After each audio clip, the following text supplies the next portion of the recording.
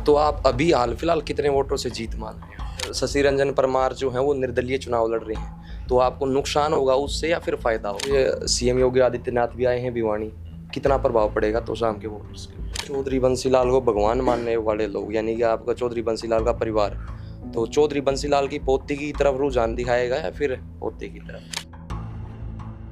हमारे साथ अनिरुद्ध चौधरी जी मौजूद हैं और लगातार कार्यक्रम चल रहे हैं तोशाम विधानसभा क्षेत्रों में। आज डाडम गांव में पहुंचे हैं और एक खास चीज़ देखने को मिली कि गाड़ियों की संख्या जो है ना 3 से 4 ही है।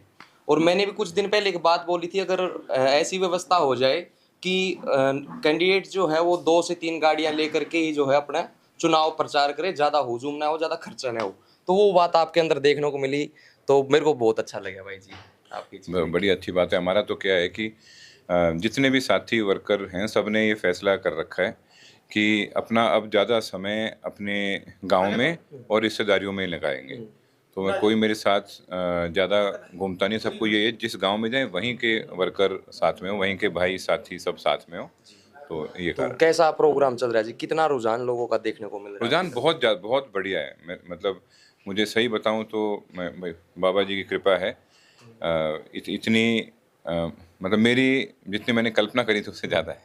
अच्छा जी। हाँ। चलिए, शशि रंजन परमार जो हैं वो निर्दलीय चुनाव लड़ रहे हैं, तो आपको नुकसान होगा उससे या फिर फायदा होगा? मैं तो ये जानता हूँ कांग्रेस का जो वोट है वो दिन प्रतिदिन बढ़ता जा रहा है और पिछले 4-5 दिनों से तो एकदम बहुत ज़्यादा इस चीज़ में सुधार आता जा रहा है। और बड़ी जाहिर सी बात है, शशि रंजन परमार जी बीजेपी के टिकटार्थी थे, तो उनका वोट बेस जो है वो बीजेपी का एक तरह से वोट बेस है। हाँ। तो आज सीएम योगी आदित्यनाथ भी आए हैं भिवानी, कितना प्रभाव पड़ेगा तोशाम के वोटर्स के ऊपर? देखो, तोशाम में जो एक राजनीति है वो कहीं ना कहीं प्रो चौधरी बंसीलाल जी, एंटी चौधरी बंसीलाल जी रही है। परंतु आज के दिन भारतीय जनता पार्टी के कार्यकाल से आम जनता बहुत परेशान है। जिस तरह अगर हम बात करें किसानों की, आप किसानों की अगर बात करें तो सब सारे किसान भारतीय जनता पार्टी की जो नीतियां रही हैं और ख़ास तौर पे किसान आंदोलन के समय जो सरकार का रवैया रहा है उससे काफ़ी परेशान रहे हैं, काफ़ी नाराज़ हैं। और उसी तरीके से हर वर्ग में एक ये चीज़ देखने को मिलती है कि अब एक बदलाव, सब बदलाव चाह रहे हैं इस समय। तो मुझे नहीं लगता ज़्यादा कुछ फ़र्क पड़ेगा। चौधरी बंसीलाल को भगवान मानने वाले लोग, यानी कि आपका चौधरी बंसीलाल का परिवार, तो चौधरी बंसीलाल की पोती की तरफ रुझान दिखाएगा या फिर पोते की तरफ? जो जहाँ तक जितना मैंने हर जगह देखा है, एक बात सबसे ज़्यादा निकल कर सामने आई है कि चौधरी बंसीलाल जी ने जब अपनी पार्टी का विलय किया था, तो उन्होंने कांग्रेस पार्टी में विलय किया था। और जब से विलय किया था, जो उनके समर्थक परिवार रहे हैं, वो कांग्रेस पार्टी के साथ ही चौधरी बंसीलाल जी के इशारे और निर्देश अनुसार कांग्रेस पार्टी के साथ जमे रहे। और आगे जाके ये देखने को मिला कि कहीं न कहीं इस समय जब किसानों को लेकर, सब चीज़ को लेकर लोगों में इतना रोष था और 10 साल इसी चीज़ को देख के निकालते रहे कि चलो अभी तो कोई बात नहीं, सरकार नहीं है, काम नहीं बनेंगे, जब सरकार आएगी तब चलो अपने काम बन जाएंगे। और जब सरकार कांग्रेस पार्टी की आने वाली है, उस समय जब देखा कि ऐसे पार्टी बदली गई, उससे लोगों में भारी रोष रहा। और साथ के साथ में उनको उनका ही एक भाई बेटा मिल गया जिसके उनके और जिसके बीच में कोई बिचौलिया नहीं है, जिससे सीधी बात कर सकते हैं, जिसकी बाँह पकड़ सकते हैं। तो ये एक मुझे इस चीज़ का समर्थन बहुत ज़्यादा मिल रहा है और लोगों को भी मैं देख रहा हूँ, ये जितने भी हमारे भाई और बुज़ुर्ग परिवार के जो सदस्य मैं मानता हूँ, उन उन सब से बहुत प्यार मिल रहा है। भाई ये एक बात और बताएं कि श्रुति चौधरी या फिर भाजपा को वोट क्यों ना दे तोशाम की जनता? यहाँ पे देखो, लगभग 50% गाँव में पानी की समस्या है। साथ के साथ में हमारे यहाँ पे सबसे ज़्यादा अगर कोई अगर रोज़गार है तो वो किसानी है।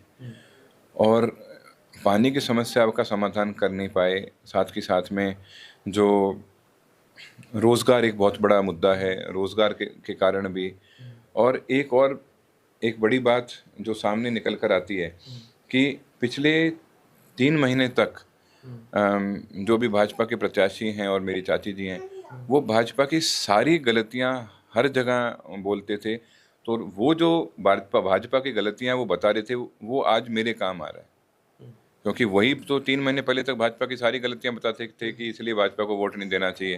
तो वही वही सब बात तो लोग कह रहे हैं कि टिकट नहीं मिलती, इसलिए जो भाजपा में चले गए, सही हो गया, कुछ ऐसी है। टिप्पणियां भी कर रहे हैं लोग। देखो वो क्यों भाजपा में गए वो मैं नहीं जानता, और ना मेरा जानने में उसमें कोई रुचि है।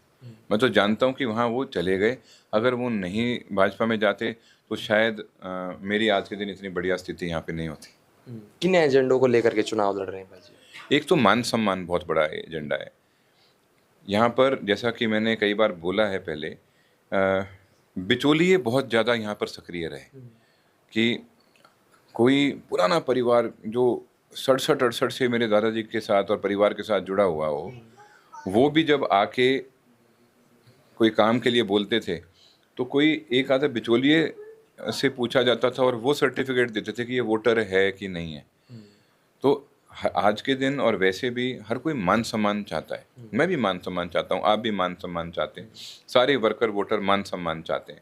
और जब ये देखने को मिलता है कि उनके खून पसीना एक करके वो चुनाव लड़ते हैं, जिताते हैं, मेहनत करते हैं, और उसके बाद में उनके वोट आए नहीं हों और उनका मान सम्मान ना हो, पहचान ना हो, तो बड़ी एक वाजिब सी बात है, कहीं ना कहीं मन टूटता है, कहीं ना कहीं वो इस चीज़ का दुख होता है, दुखी होता है आदमी। तो इसीलिए उन चीज़ों को लेकर एक बहुत बड़ा मुद्दा धीरे धीरे इस चीज़ का बन गया कि यार हम तो मतलब करने में काल ने चाले तो इससेगी, काल ने या जो कहेगा वाह बनेगी, हम चले जाएंगे यूँ बोल देंगे भाई तूने वोट दिए थे कि नहीं दिए थे, हम वोट देते आए और सर्टिफिकेट यो बैठ के देगा बीच में। तो ये एक बहुत बड़ा मुद्दा यहाँ पर है।